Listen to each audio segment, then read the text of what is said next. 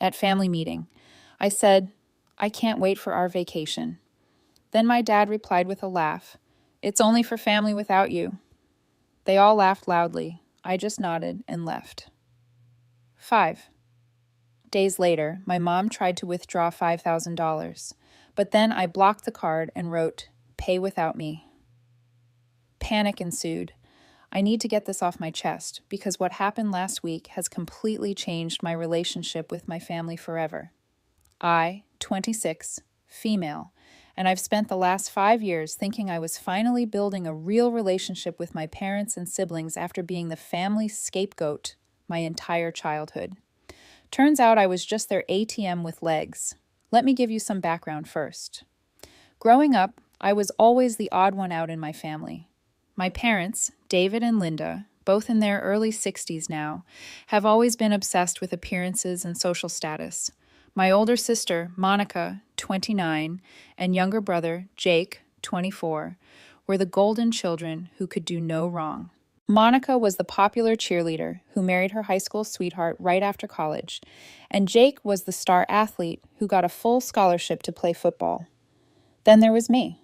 I was the quiet kid who preferred books to parties, who got straight A's. But somehow that was never as impressive as Monica's social achievements or Jake's sports trophies. I remember my parents missing my honor roll ceremonies because they conflicted with Jake's games, or how they'd spend thousands on Monica's pageant dresses while telling me I didn't need new clothes because you're just going to the library anyway. I have vivid memories of sitting alone at my 8th grade science fair, watching other kids' parents take pictures and celebrate their children's projects while mine were at Jake's baseball tournament 2 hours away. My project on renewable energy sources won first place, but I had to carry the trophy home by myself on the bus. When I showed it to my parents that night, Dad barely looked up from Jake's game highlights on his phone. "That's nice, honey," Mom said absently while doing Monica's laundry. "Put it on your dresser." The patterns were everywhere once you knew to look for them. Manica got a brand new car for her 16th birthday, a red Honda Civic that she immediately covered in cheerleader stickers. Jake got Dad's old truck when he turned 16, freshly detailed and with new tires. When my birthday came around, they handed me a bus pass and told me public transportation would build character. Monica's room was redecorated twice during high school because she kept changing her mind about the color scheme. Jake's room got a complete makeover when he made varsity football, complete with a new sound system and a mini fridge. My room stayed exactly the same from age 10 until I moved out.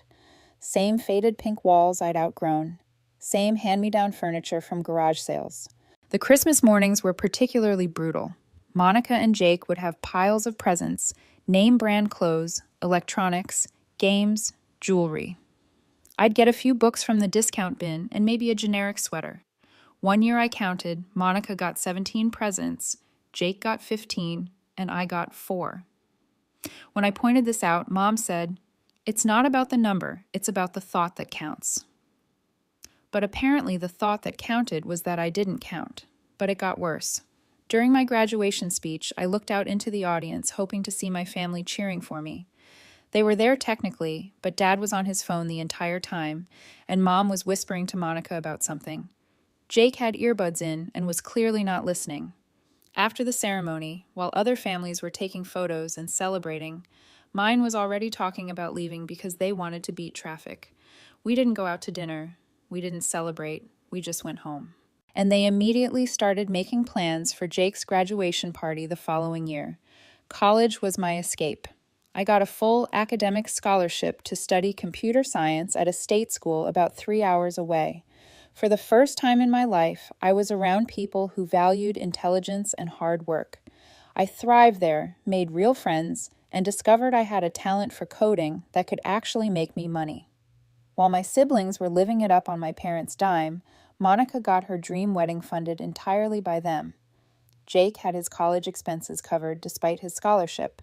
I was working part-time jobs and coding freelance projects to pay for anything my scholarship didn't cover. Not once did my parents offer to help with my living expenses, textbooks, or even basic necessities. After graduation, I landed a job at a tech startup that paid well. Really well. I started as a junior developer making $45,000 a year, which was more than I'd ever dreamed of having. But I was good at my job, really good. I had a natural talent for solving complex coding problems, and I worked harder than anyone else in the office. Within 6 months, I got my first promotion. Within a year, I was leading a small team. By the end of my second year, I was making $80,000 and had stock options that were actually worth something. The startup got acquired by a larger tech company during my third year, and my stock options suddenly became very valuable. Combined with my new salary of $120,000, I was making more money than both my parents combined. For someone who'd grown up being told she wasn't worth investing in, it was surreal. But here's where I made my biggest mistake. I started helping them financially. It started small. Dad's truck needed repairs, and they were a little short that month, $500. Just until the next paycheck, he promised. You know, I'm good for it. Then Monica's husband lost his job and they couldn't make their mortgage payment. $2,000. We'll pay you back as soon as he finds something new, she swore, tears in her eyes. Jake needed money for a security deposit on an apartment after college. $1,500. I'll pay you back in 6 months when I get my first bonus, he assured me. The requests kept coming. Mom's car needed new tires. $800. Monica's kids needed dental work, not covered by insurance. $10,200. Dad's blood pressure medication wasn't covered under their new insurance plan, $300 a month. Jake's car got repossessed, and he needed money for a down payment on a used one, $2,500. Every time they promised to pay me back. Every time they had an excuse for why they couldn't. Dad's hours got cut at work. Monica's husband's new job paid less than his old one. Jake's commission-based job wasn't bringing in as much as expected. Mom needed surgery, and they had to pay the deductible. But they started treating me differently. Suddenly, I was invited to family dinners again. They'd call me just to check in. A mom would ask about my day at work, though her questions were always followed by casual mentions of their latest financial struggles. Dad would actually listen when I talked, nodding along before mentioning that the utility bill was higher than expected that month. For the first time in my life, I felt like I belonged. I was so desperate for their acceptance that I didn't see what was really happening. The phone calls weren't about caring for me. They were fishing expeditions to gauge my mood and financial situation before making their next request. The family dinners weren't about including me. They were opportunities to remind me how much they were struggling and how much I could help. The interest in my work wasn't about being proud of my success. It was about calculating how much I could afford to give them. I wasn't their daughter. I was their emergency fund. The arrangement became more formal about 2 years ago when my parents were facing foreclosure on their house. They'd refinanced multiple times and were drowning in debt. They came to me crying, begging for help, saying they'd lose everything. Like an idiot, I gave them $40,000 for a down payment on a smaller house and co-signed their mortgage. But here's the crucial part. I insisted on having access to the household checking account to make sure the mortgage payments were being made on time. I didn't want to lose my own credit over their irresponsibility. So, I became the family CFO. Basically, all their major expenses went through the account I monitored. Mortgage, car payments, insurance, utilities. They kept some spending money in their own accounts, but the big stuff was my responsibility. They sold their old house, and I made sure the proceeds went toward paying down debt and building a small emergency fund. My siblings knew about this arrangement, obviously. Monica would text me when she needed help with her kids' daycare costs. Jake would call when his car needed work, and I helped every single time because I thought this was what families did for each other. I thought I was finally part of the family. The vacation conversation happened 3 weeks ago at our monthly family dinner. These dinners were something my mom instituted after I started helping them financially. Family time is so important, she'd say, conveniently forgetting that family time hadn't been important for the first 24 years of my life. We were sitting around their dining room table, the one I'd helped them buy for their new house. When Dad started talking about summer vacation plans, he was excited, gesturing with his hands, the way he does when he's had a couple of beers. So, Linda and I have been talking and we want to do something special this year, a real family vacation. We're thinking a week in the Outer Banks. We found this amazing house that sleeps 8 people right on the beach. Monica perked up immediately. Oh my God, yes. The kids would love that. When were you thinking? July. Mom chimed in. Right after Jake's birthday. We could make it a celebration for him, too. Jake was grinning. That sounds awesome. I've never been to the Outer Banks. I felt this warm feeling spreading through my chest. A family vacation together. I'd never been included in anything like this before. Their previous vacations had always been just the four of us, my parents and my two siblings. I'd hear about them afterward through social media posts and casual mentions. I can't wait, I said, probably sounding more eager than I meant to. This is going to be so much fun. Do you want me to help look at rental houses? I'm pretty good at finding deals online. That's when it happened. Dad looked at me with this confused expression like I just said something completely ridiculous. Then he started laughing. Not a happy laugh, a mean one. It's only for family without you, he said, still chuckling like he'd made the funniest joke in the world. The table erupted. Monica giggled behind her hand. Jake nearly choked on his beer from laughing so hard. Even Mom was smiling, though she tried to hide it behind her napkin. I sat there feeling like I'd been slapped. The warm feeling in my chest turned ice cold. I don't understand, I managed to say. Dad wiped his eyes like he'd been laughing so hard he was crying. Sweetheart, this is for our real family. Monica, Jake, Linda, and me. Plus Monica's kids, of course. We don't have room for everyone. The house sleeps 8, I said quietly. You just said that, right? Me and your mother, Monica and her husband. Their 2 kids and Jake. That's 7 people. Perfect fit. But what about me? Jake jumped in, still grinning. Come on, sis. You've got your own life. You don't need to tag along on family trips. Besides, someone needs to keep an eye on things here. Monica nodded in agreement. You understand, right? It's just different when you're there. You don't really mesh with the family dynamic. I looked around the table at these people I'd been supporting financially for years. My parents, who I'd saved from foreclosure, my sister, whose mortgage I'd helped with multiple times, my brother, whose entire post-call life I'd subsidized. I mesh just fine when you need money, I said. The laughter stopped. Dad's expression hardened. That's different. That's just you helping out family. This is about spending quality time together, right? I said, nodding slowly. Quality time? Got it. I stood up, grabbed my purse, and headed for the door. Where are you going? Mom called after me. We haven't had dessert yet. Enjoy your family time, I said without turning around. I drove home in a daze, their laughter still echoing in my ears. It wasn't just that they'd excluded me from the vacation. It was how they'd done it, the casual cruelty, the assumption that I'd just accept being treated like an outsider in my own family, the way they all found it hilarious that I'd thought I was included. I spent the next few days thinking about everything, really thinking about all the times I'd felt grateful just to be acknowledged by them, all the money I'd given them over the years, all the times I'd told myself that this was normal, that families help each other, but families don't exclude each other from vacations and then laugh about it. Families don't treat one member like a walking ATM. Families don't make one person feel like they should be grateful for basic respect. I realized I'd been buying their love and they'd been perfectly happy to sell it to me. That's when I started planning. I didn't do anything dramatic at first. I just stopped. Stopped offering to help with expenses. Stopped asking how they were doing financially. Stopped volunteering to cover things when they mentioned money problems. The vacation came up in our family group chat a few times over the next week. Photos of the beach house they'd rented, discussions about what activities they wanted to do. Everyone was so excited. Everyone except me, because I wasn't invited. Then 5 days after the dinner, I got a notification on my phone that made my blood boil. My mom had tried to withdraw $5,000 from the household account. $5,000. I logged into the account to see what the withdrawal was for, and there it was. Beach house rental deposit. They were using my money to pay for the vacation I wasn't invited to. The audacity was breathtaking. They had excluded me from their family-only trip, laughed about it in my face, and then tried to use my financial contributions to pay for it. I sat there staring at my phone screen for a long time.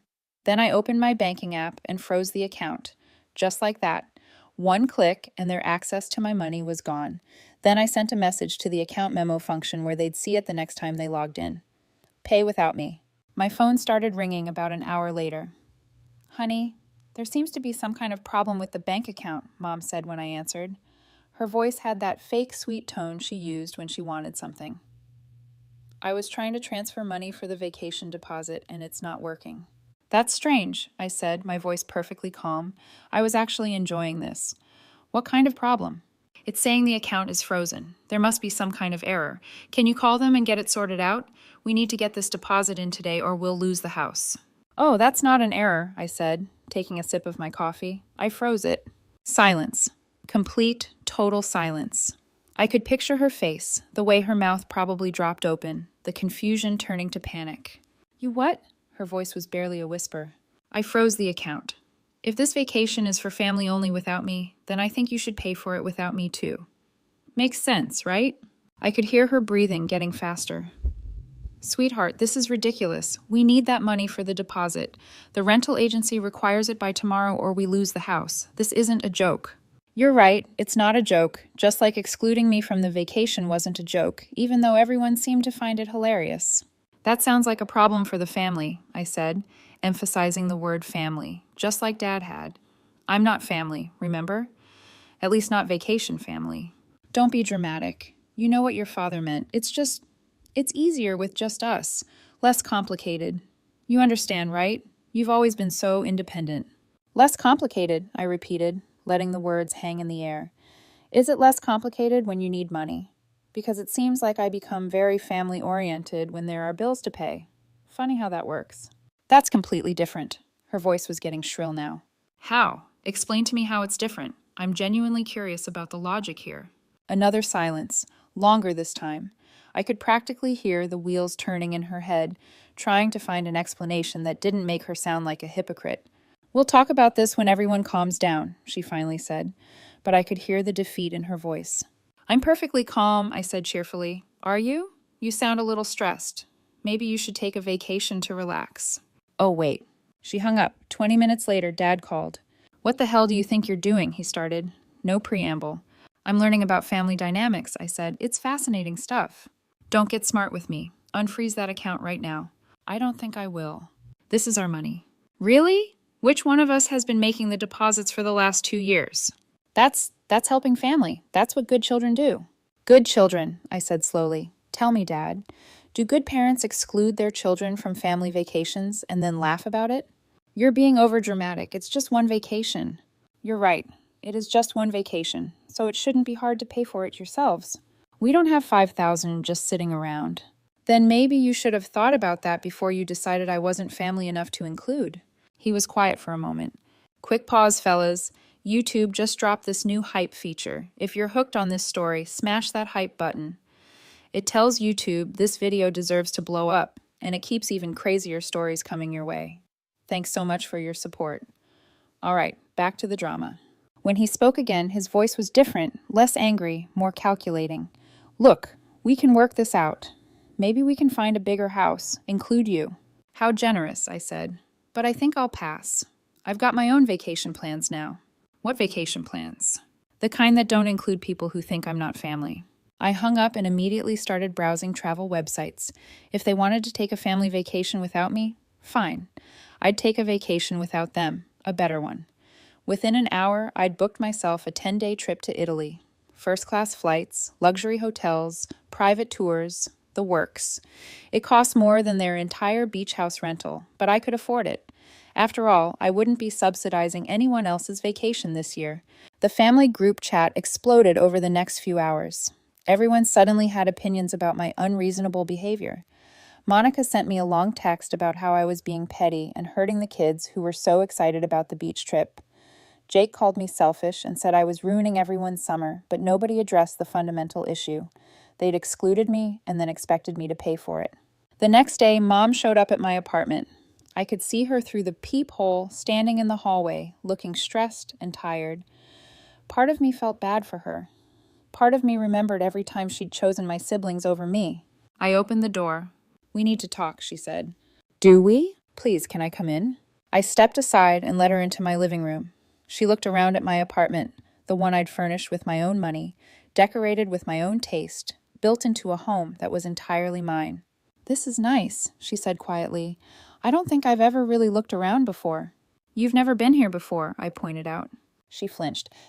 We've been busy for 2 years. She sat down on my couch without being invited. Honey, I think there's been a misunderstanding. What kind of misunderstanding? About the vacation? We didn't mean to hurt your feelings. You didn't mean to exclude me from a family vacation and then laugh when I thought I was included? It wasn't like that. What was it like? She struggled for words. It's just Monica's kids are so young, and Jake is still figuring out his life, and your father and I thought it would be nice to have some time with just them. And what am I? You're independent, successful. You don't need us the way they do. So because I'm successful, I don't get to be part of the family? That's not what I said. It's what you meant. She was quiet for a long time. Then will you unfreeze the account? No. We'll lose the deposit. We'll lose the whole vacation. That's unfortunate. The kids are so excited. Monica's already told them about the beach. Then Monica should figure out how to pay for it. She can't afford it. None of us can. That's why we need your help. And there it was, the truth. They needed my help with money, but they didn't want my presence. I was an ATM, not a daughter. Here's what I don't understand, I said. If you can't afford this vacation without my money, why didn't you include me in the planning? Why didn't anyone think, hey, maybe we should invite the person who's paying for this? We didn't think of it that way. How did you think of it? We thought you'd be happy to help. You always are. I'm happy to help family, I said, but apparently I'm not family when it comes to actually enjoying the things I pay for. She started crying then. Real tears, not the manipulative kind she used to use when I was a kid. We messed up, she said. I know we messed up, but we can fix this. We can include you.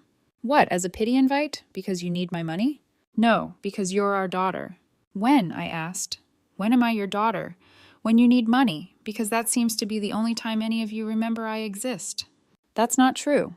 When was the last time one of you called me just to talk? Not because you needed something, not because there was a family dinner I was expected to attend, but just because you wanted to hear my voice? She couldn't answer. When was the last time you asked about my life, my job, my friends, my hobbies, anything about me that doesn't involve my bank account? Still nothing. When was the last time you said you were proud of me? Not grateful for my financial help, but actually proud of what I've accomplished. Her tears were coming harder now. I thought so, I said. We can change, she whispered. We can do better. Maybe you can, but I don't think I want to find out. What does that mean? I sat down across from her. It means I'm done. I'm done being your emergency fund. I'm done being the family member you only call when you need something. I'm done pretending that what we have is a normal family relationship. We're your family. Are you? Because families include each other. Families care about each other as people, not just as resources. Families don't laugh when someone feels excluded. So what are you saying? You're cutting us off completely? I'm saying I'm going to start treating you the way you treat me, as people who exist only when convenient. She cried for a few more minutes. I didn't comfort her. I'd spent too many years comforting people who wouldn't do the same for me. Finally, she wiped her eyes and looked at me. What would it take for you to unfreeze the account? Nothing, I said. That account is closed. I'll pay the mortgage and utilities for 3 more months to give you time to figure out your finances. But after that, you're on your own. We can't afford the mortgage without your help. Then you should sell the house and find something you can afford. That house is our home. The house I saved from foreclosure by giving you $40,000? The house where I was told I'm not family enough for vacation inclusion? That house? She stared at me. Find a smaller place, I said. Get roommates. Ask Monica and Jake to help out. Figure it out like adults. This is all because of one comment about the vacation. This is because of 26 years of comments like that. The vacation was just the last one. She left soon after, promising that the family would make this right. I didn't believe her, but I was curious to see what they'd come up with. The answer was a group intervention. 2 days later, my entire family showed up at my apartment. All of them. Mom, Dad, Monica, her husband, even Jake. They stood in my hallway like some kind of twisted greeting committee. We need to talk, Dad announced. All of you at once? How efficient. Can we come in? Monica asked. I don't think my living room is big enough for people who don't consider me family. Stop being dramatic, Jake said. This has gone far enough. Has it? Because from where I'm standing, it's just getting started. Dad pushed past me into my apartment. The others followed. So much for being invited in. They arranged themselves in my living room like they were staging an intervention, which I realized they were. We've been talking, Monica began, and we think you're overreacting. To what? To the vacation thing. It was just a misunderstanding. Really? What did I misunderstand? Dad was joking when he said it was family only, Jake said. You know how he is. He has a weird sense of humor. I looked at Dad. Were you joking? He looked uncomfortable. Maybe I could have phrased it better. That's not what I asked. Were you joking when you said the vacation was for family only without me? Long pause. No, but... So not a joke, a deliberate exclusion. We thought you'd be happier staying home, Mom said quickly. You're always so busy with work, and beach vacations aren't really your thing. How would you know what my thing is? We know you, Monica said. Do you? What's my favorite color? Silence. What's my favorite food? More silence. When's my birthday? Jake started to answer, then stopped. October 15th, I said. Same day as yours, Jake. We're twins, remember? Though I guess I can understand why you'd forget since you never acknowledge it. That's not fair, he said. What's not fair is finding out your family planned a vacation, excluded you, laughed about it, and then tried to use your money to pay for it. We weren't using your money, Dad protested. That's the household account, funded entirely by me for the last 2 years. You offered to help. I offered to help with necessities, mortgage, utilities, groceries, not luxury vacations I'm not invited to. Monica's husband spoke up for the first time. Look, maybe we can compromise. What if we find a bigger house? Include everyone. And who's paying for this bigger house? He looked around at the others, confused. The account. The account I control because I'm the only one putting money into it. So you'd be paying for your own vacation, he said slowly, while they get to decide if I'm worthy of inclusion. How generous of them. The room was quiet for a moment. We want you there, Monica said softly. We really do. Since when? Since always. Then why wasn't I included in the planning? Why did I have to find out about it at dinner? Why did everyone think it was hilarious when I assumed I was invited? No good answers. Here's what I think happened, I continued.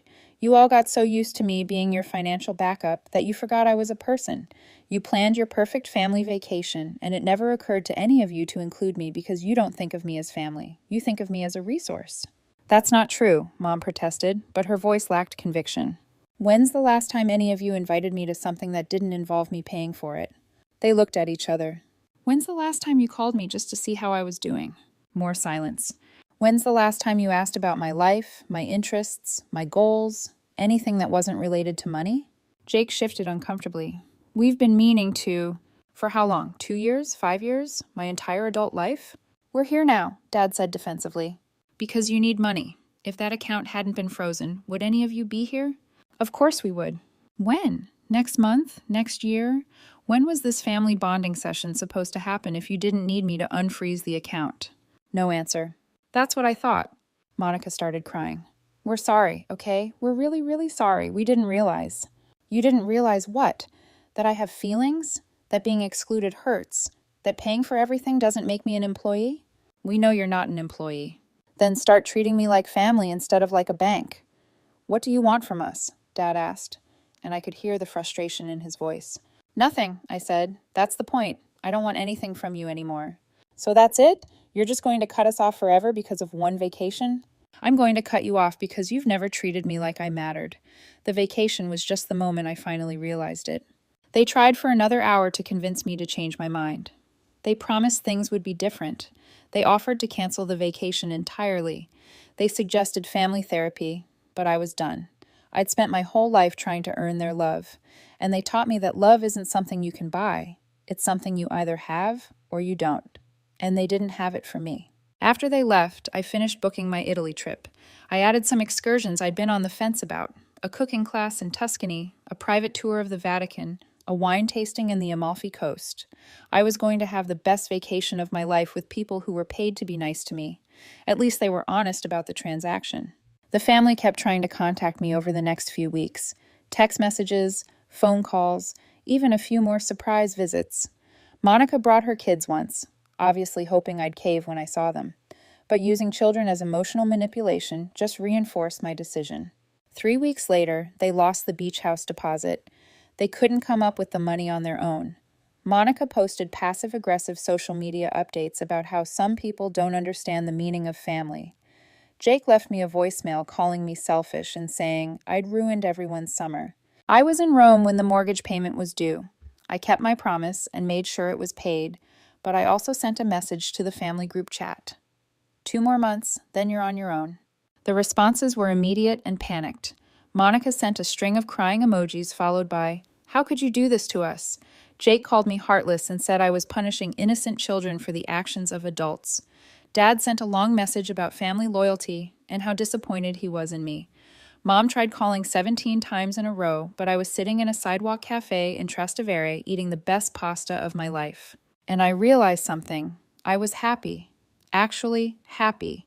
For the first time in years, I wasn't worried about someone else's financial problems. I wasn't trying to earn anyone's approval. I wasn't walking on eggshells around people who were supposed to love me unconditionally. The Italy trip had been everything their beach vacation could never have been. I stayed in a boutique hotel in Rome with a view of the Spanish Steps.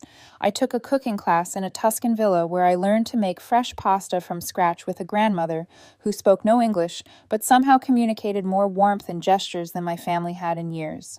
I toured the Vatican before it opened to the public, walking through the Sistine Chapel in complete silence with just 5 other people. In Florence, I commissioned a custom leather bag from an artisan who had been making bags for 40 years. In Venice, I took a private gondola ride at sunset and ate gelato while watching the light dance on the canal water. I visited vineyards in Chianti where the owners treated me like family, the real kind of family where you're welcomed and valued just for being there. Every day brought something new and beautiful. I hiked through the Cinque Terre, stopping in each village to try the local specialties. I spent an entire afternoon in the Uffizi Gallery, studying paintings I'd only seen in books. I learned basic Italian from patient waiters and shop owners who smiled when I butchered their language. And not once did anyone make me feel like I didn't belong. Not once did someone laugh when I assumed I was included. Not once did someone treat me like my presence was an inconvenience or my exclusion was amusing. I was just happy. When I got back from Italy, there was a stack of mail waiting for me. Bills, junk mail, and a handwritten letter from my mom. The envelope was thick, like she'd written multiple pages, and my address was written in her careful cursive handwriting. The letter was long and rambling, full of apologies and explanations and promises. She talked about how they'd always been proud of me, how they'd never meant to make me feel excluded, how they wanted to rebuild our relationship. She mentioned family therapy, suggested we could all sit down together and work through our issues. She even included photos from my childhood, me at various school events, graduation pictures, a few family photos where I was actually included. But buried in the middle was this line. We've talked to a financial advisor, and he says we might be able to qualify for a loan modification if you co-sign again. It would really help us get back on our feet and show that you forgive us. I threw the letter away without finishing it. 2 months later, I stopped making their mortgage payments. They called me crying, begging, threatening. They said they'd lose the house. They said it was all my fault. They said I was destroying the family. But I'd learned something important. I wasn't responsible for their financial problems. I wasn't responsible for keeping the family together. I wasn't responsible for earning love that should have been freely given. They ended up selling the house and moving into a rental apartment. Monica and her family had to move in with them temporarily. Jake had to get a second job to help with expenses. And you know what? They figured it out. Turns out they could survive without my money after all. It wasn't easy for them, from what I heard through the family grapevine. The rental apartment was half the size of the house I'd helped them buy, and with Monica's family squeezed in there too, tensions were high.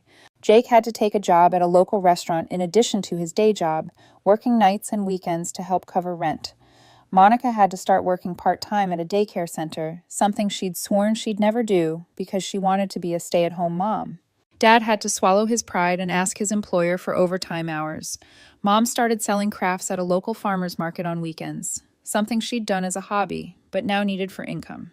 Monica's husband finally found steady work, but it required a long commute and paid less than his previous job. The adjustment was hard on everyone. Monica complained on social media about how cramped the apartment was, how the kids had to share a room, how they couldn't afford the activities they used to enjoy. Jake posted passive-aggressive memes about family loyalty and how some people forget where they came from. Dad didn't post anything. He'd never been big on social media, but I heard from a cousin that he looked like he'd aged 10 years in 6 months. But here's the thing. They adapted. They learned to budget. They learned to prioritize needs over wants. They learned to work together as a family unit instead of relying on one person to solve all their problems. Monica's kids adjusted to their new school. Jake discovered he was actually good at restaurant management and got promoted to assistant manager. Mom's crafts started selling surprisingly well, and she turned it into a small business with an online shop. Dad's overtime hours became consistent enough that they could cover the basics. It wasn't the comfortable suburban lifestyle they'd once had, but it was stable. And I watched all of this from a distance. For the first time in my life, I wasn't involved in fixing their problems. I wasn't the safety net. I wasn't the scapegoat. I was just Lisa, living my life. I threw myself into my work. I got another promotion at the tech company, this time to senior developer, with a salary that made my parents' combined income look like pocket change. I traveled more, took vacations with friends, bought myself things I'd always denied myself before because I'd been saving for their emergencies. I went to Paris and stood under the Eiffel Tower at night, sparkling lights reflecting in my champagne glass. I went to Japan and walked through cherry blossom gardens in full bloom. I went to Australia and scuba dived in the Great Barrier Reef. Every trip was a reminder that I didn't need my family's approval to live a full, joyful life. Meanwhile, they kept trying to reach out. The calls and texts shifted over time. At first it was demands, then guilt trips, then apologies. Then it became updates they thought would lure me back in. Monica would send pictures of her kids with captions like, "They miss their aunt." Jake would leave voicemails about how things were finally looking up for him at work. Mom would send long messages about how much she regretted the past. Dad stayed mostly silent, though once he texted me, "Family is forever. We're still your family." But here's the thing. Family isn't forever when they treat you like a tool instead of a person. Family isn't forever when they only love you conditionally, when you're useful. Family isn't forever when the idea of including you in joy is laughable, but the idea of including you in responsibility is expected. I didn't respond to most of their messages. When I did, it was short. Glad to hear things are going well. Hope the kids are okay. Neutral. Polite, but distant. Eventually, they seemed to accept it. The messages slowed down. The attempts to guilt me lessened. They figured out how to live without me, and I figured out how to live without them. One day, about a year after Italy, I got an invitation in the mail. It was for Monica's daughter's birthday party. I stared at the glittery envelope, the cheerful handwriting, the RSVP card inside. For a moment, I considered going. For a moment, I thought maybe I could start fresh, be the aunt who showed up with cool gifts and stories about faraway places. But then I remembered the laughter at that dinner table, the way my dad's words had cut me down, the way my siblings had grinned while I sat there humiliated, and I put the invitation in the recycling bin. I don't know if they'll ever truly understand why I walked away. Maybe to them, it will always look like I overreacted. Maybe they'll always think I chose money over family. But I know the truth. I chose myself. I chose not to be the family scapegoat anymore. I chose not to let people drain me of my resources and my dignity. I chose a life where I'm valued for who I am, not what I can give. Do I miss them sometimes? Yes. Do I wish things had been different? Of course. But wishing doesn't change the past, and the past taught me everything I needed to know about where I stood in their lives. So now when I look at my bank account, I don't see it as a family emergency fund. I see it as my future, my freedom, my ticket to experiences they'll never get to share because they never thought I deserved to share with them. Sometimes I wonder what they say about me now. Do they call me selfish at family gatherings? Do they spin stories about how ungrateful I am? Do they paint themselves as victims of my coldness? Probably. And honestly, I don't care. Because for the first time, I'm not living for their approval. I'm not living for their validation. I'm living for me. And that, after everything, feels like the family I always needed. Years have passed since that infamous vacation conversation, and my life looks nothing like it did before. I bought my own house, a beautiful modern place with big windows, and a garden I actually take care of myself. It feels like mine, every inch of it earned without anyone's help and without anyone's strings attached. I got another promotion at work and eventually moved into management. My salary is something I never could have imagined when I was the kid with a bus pass instead of a car. I also started mentoring younger women in tech, something that brings me a sense of fulfillment I never got from my family. I even started dating again.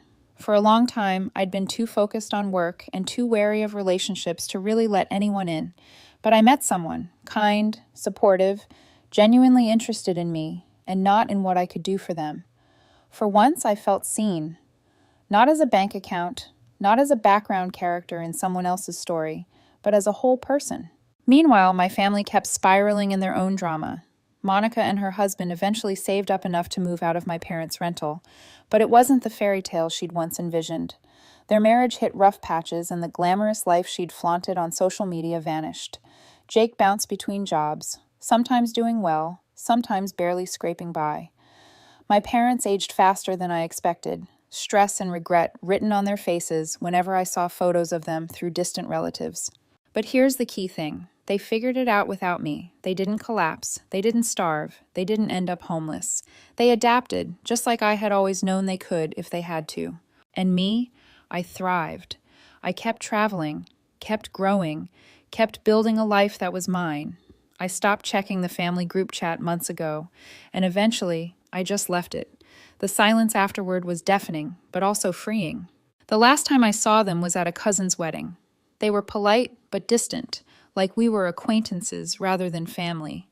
Monica tried to make small talk about my job. Jake cracked a joke about me being too fancy now. Mom cried quietly when she hugged me, and Dad said almost nothing at all. It was awkward, but it was also illuminating. Because in that moment, I realized something. I didn't need them anymore. Not for validation, not for love, not even for closure. The closure had come years earlier when I finally chose myself over them. So, when people ask me now about my family, I keep it simple. I tell them I'm the youngest of 3, that I have parents still living, that we're not close. And if they press, I smile and say, sometimes family isn't who you're born to, it's who you choose. I've built my own family now. Friends who show up for me because they want to, not because they need something. Colleagues who respect me for my work. A partner who loves me for who I am. And maybe someday, if Monica's kids reach out to me on their own, if they want to know me without strings attached, I'll be open to it. They're innocent in all this, after all. But until then, I'm content with the life I've created. Because I'm no one's scapegoat, I'm no one's ATM, I'm no one's afterthought. I'm Lisa, and I finally know my worth.